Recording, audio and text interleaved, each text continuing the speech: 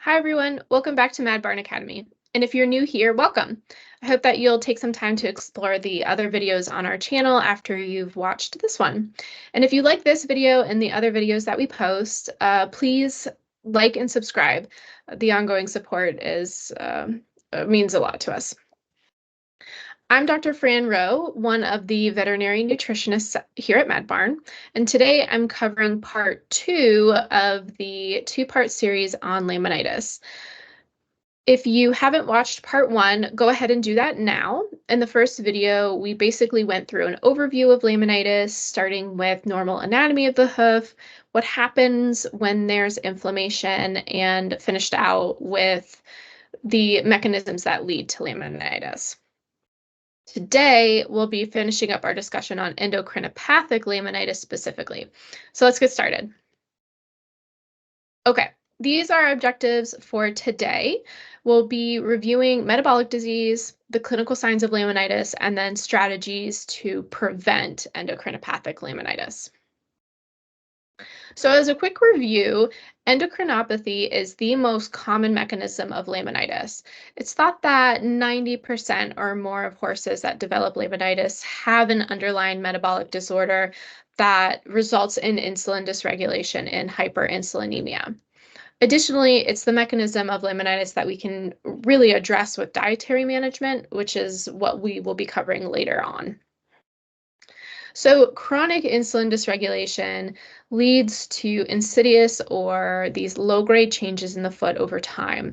And it's important to realize that this damage is cumulative.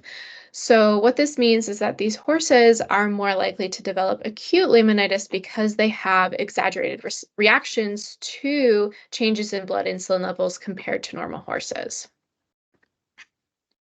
So to better understand metabolic disease in horses, we have to understand insulin. So let's back up a bit and review the basics of insulin dynamics in the body. So insulin is one of the hormones involved in blood sugar homeostasis.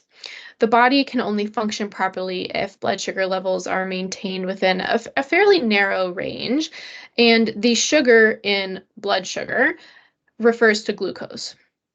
So glucose is the end product of carbohydrate metabolism and the main energy substrate for cells in the body. When carbs are ingested, they are broken down in the stomach and glucose is absorbed from the small intestine into the bloodstream. This stimulates the release of insulin from the pancreas, and it's insulin's job to tell cells to uptake glucose from the bloodstream. Now, when insulin resistance occurs, normal insulin concentrations fail to stimulate the tissues to uptake glucose. The body then responds by releasing more insulin to prevent blood glucose levels from becoming too high. And this is what results in elevated blood insulin or hyperinsulinemia. For horses with metabolic disease, they are unable to metabolize carbohydrates normally, leading to insulin dysregulation and insulin resistance. We think that genetics is the most important factor, predisposing factor for the development of EMS. It's most commonly seen in horses that are considered easy keepers, such as ponies, mustangs, Morgans, Tennessee walking horses, donkeys, Spanish breeds, to name a few.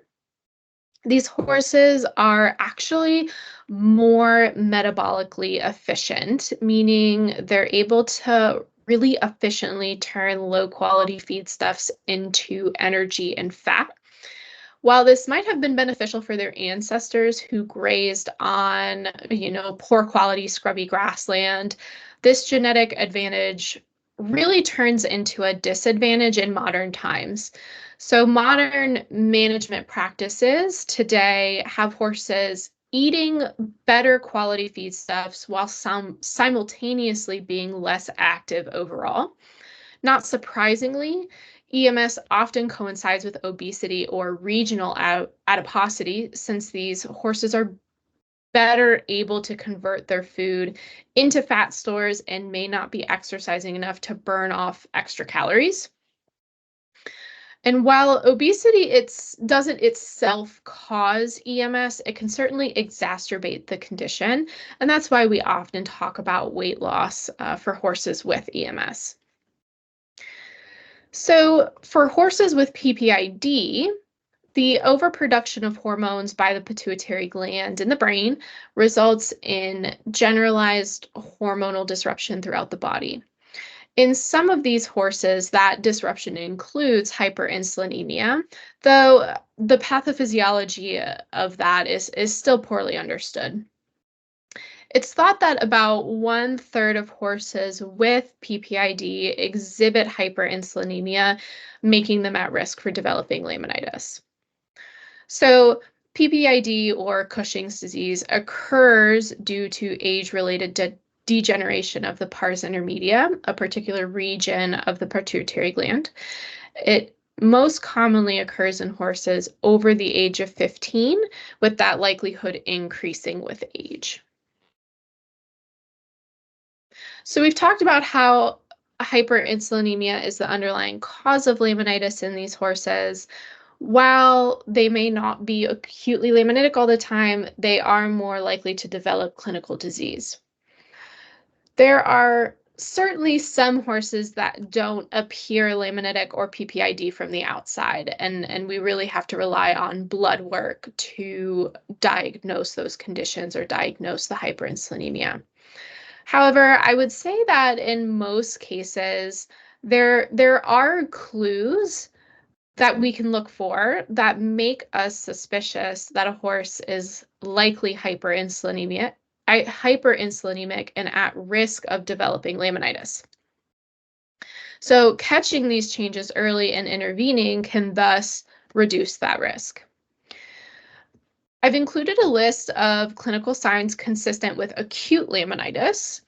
These include increased digital pulses to the foot or increased heat over the hoof wall, and then certainly some degree of hoof pain, whether these horses might display kind of weight shifting behavior. They're either rocking back off their front feet or kind of shifting weight between feet. They might be reluctant to walk, reluctant to pick up their feet. They might be laying down more to get off their painful feet, or exhibiting sensitivity to hoof testers over the sole. And then certainly as their degree of discomfort increases, they might show other signs of pain, such as increased heart rate, increased respiratory rate, sweating, or muscle fasciculations or trembling. For today, I want to focus a bit more on those chronic, insidious, or subclinical changes that clue you into pathology occurring in the foot. Additionally, I've included a list of clinical signs of PPID that you can review, but that'll be, a topic for a different day all on its own. And because remember, horses with untreated PPID are at risk for developing laminitis, so it is really important to rule out PPID in horses that are suspected of being metabolic. Okay, so what are some of those clues that we can look for? We'll go through this list and kind of talk about what each of these things means. So firstly, we might appreciate some changes to the shape of the sole of the foot. The sole of the foot is normally concave. With instability and coffin bone displacement due to laminitis, the sole can actually become flat or even dropped or convex. There may also be sole bruising apparent where there's increased pressure due to coffin bone displacement. And it's easy to mistake that as a simple stone bruise, so it's important to look for some of these other clues as well.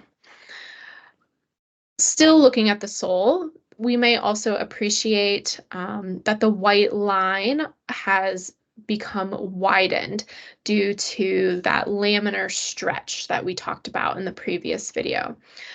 As that foot grows out, so do those abnormal lamina, and then we'll appreciate that wide white line at the sole. Next, we can think about the growth rings that show up on the outside hoof wall. So growth rings are normally seen on the hoof wall, but they should be concentric, meaning they're parallel all the way around the foot. When these growth rings become divergent, that's evidence that hoof wall growth is abnormal due to chronic laminitic change. They become divergent because the toe will actually grow more slowly compared to the heel, which often grows at a more normal rate. So these rings will become very narrow at the toe and then widen as they reach the heel. Subsequently, this can lead to excess heel growth, tall heels, or even slipper foot in horses that do not receive regular farrier care. Lastly, some of the changes that we look for, we can only see on radiographs because we're looking at changes in the coffin bone. So what we might see with chronic laminitic change is remodeling at the tip of the coffin bone. And the bone remodels in this area because it's attempting to protect itself when there's increased pressure or concussion, particularly if that coffin bone has rotated down. In more mild cases, we'll appreciate a little bit of lipping at that edge. In more severe cases, the bone can actually become quite lytic and that normal bony architecture is destroyed. So here's a really simple graphic illustrating the difference between the healthy foot and a laminitic foot. So to review, when there's inflammation in the lamina, we'll see separation between the hoof wall and the coffin bone. If severe enough, the coffin bone can actually rotate down or sink down into the hoof capsule. Over time, chronic changes can appear as abnormal hoof growth, with more growth occurring at the heels and widening of the white line on the sole. We may also appreciate a flattening of the sole and recurrent sole bruising.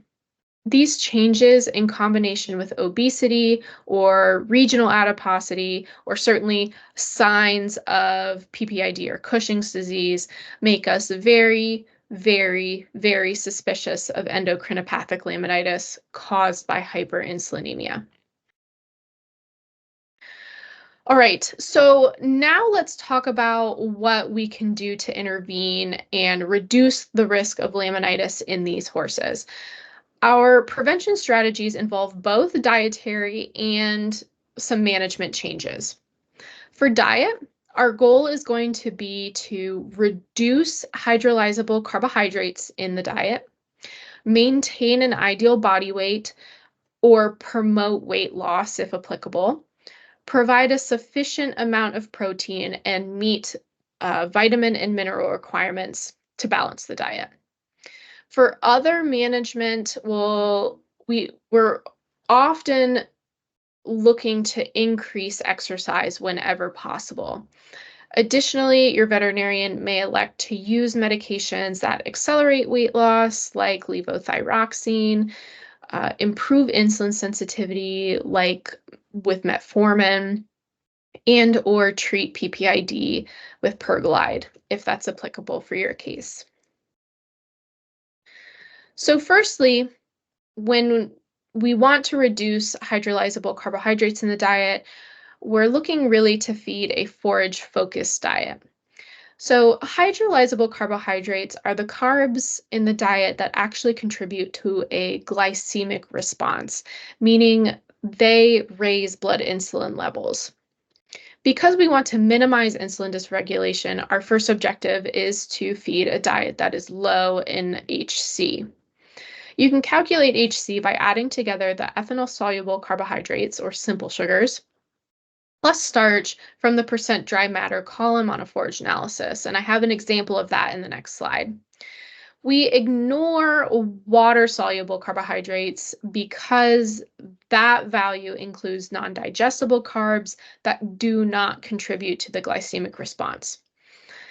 If the hay is too high in HC and sourcing another hay is not possible, then we can soak the hay for 15 to 30 minutes in lukewarm water prior to feeding. The soaking actually leaches out excess sugars and can help lower that HC content.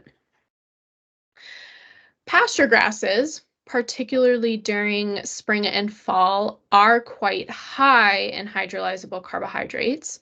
This is why we'll see cases of grass founder during times of year when horses are grazing on lush pasture. Therefore, it is always recommended to limit pasture intake, whether that's by using a grazing muzzle or by managing these horses on a dry lot only. Lastly, we'll look to remove concentrates or other feedstuffs from the diet that are high in hydrolyzable carbs.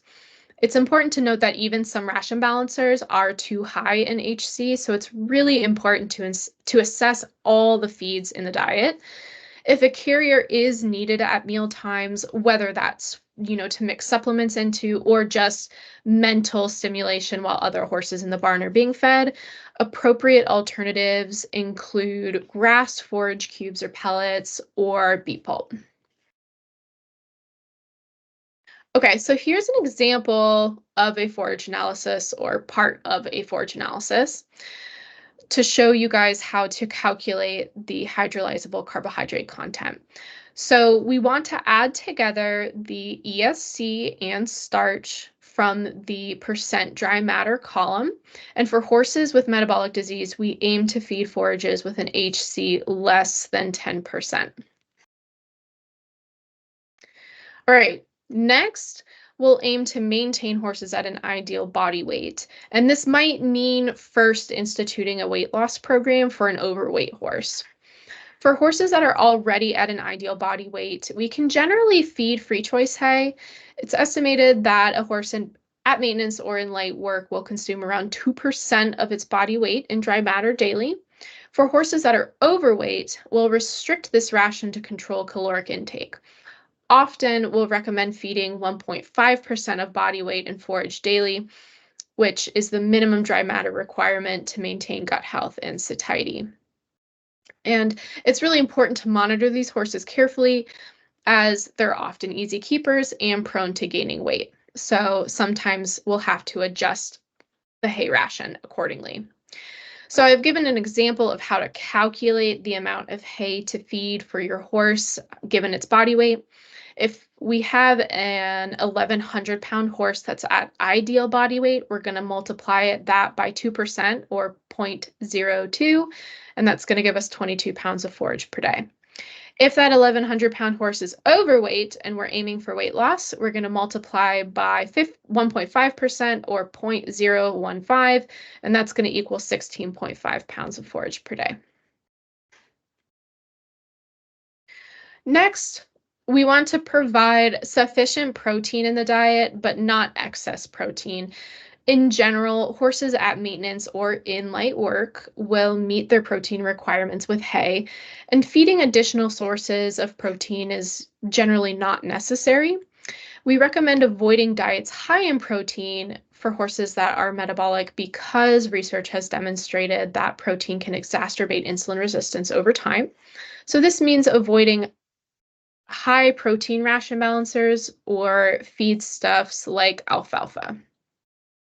And then very lastly, of course, horses on a forage-focused diet are not going to meet their vitamin and mineral requirements. Therefore, we should balance vitamins and minerals with a fully fortified, low carbohydrate, low protein product. At Mad Barn, we usually recommend Amino Trace Plus because it checks all of these boxes for metabolic horses. All right, with regards to other management strategies, regular exercise is an important factor to consider whenever possible. We recommend instituting an exercise program because increasing exercise promotes weight loss and improves insulin sensitivity. When ridden exercise isn't possible, lunging, round penning, or even ponying can be great options. Of course, the amount of exercise that's appropriate for the horse is going to depend on their soundness at the time. Obviously, horses that are acutely laminitic need to be on stall rest. Okay, Well, that wraps up part 2 of laminitis in horses. So here are references for today, and I've linked a couple of our articles on laminitis and metabolic disease in the description below. So don't forget to check those out when you have time. Otherwise, I really appreciate you guys taking the time to listen today. And if you like this video, please like and subscribe to our channel. Okay, you guys, until next time, thanks.